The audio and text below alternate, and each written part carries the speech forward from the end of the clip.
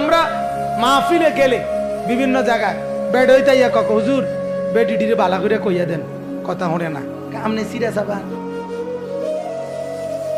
কথা বলেন না কেন?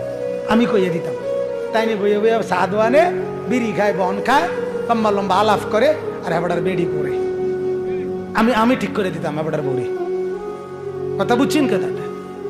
হ্যাঁ, গ্রামের ফুলান হুজুর আদব কায়দা নাই। হ্যাঁ, গ্রামের ফুলানের ভিতরে আমনের ফুলা পাইন নাই। কথা বলেন না কেন? আপনি ভাবলেন না কেন? আপনি আল্লাহর কথা মানলেন না কেন? নবীজি তো বলছেন 7 বছরের বাচ্চাকে নামাজ পড়তে দাও, 10 বছরের বাচ্চাকে শাসন করে হলেও নামাজ পড়াও।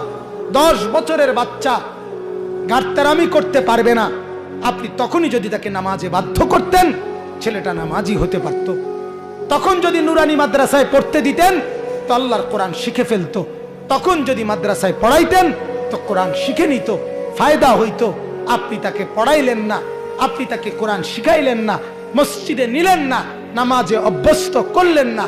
16 বছর বয়সে তার ঘাড় শক্ত হয়ে গেছে, এই জন্য এখন আর কথা শুনতে চায় না।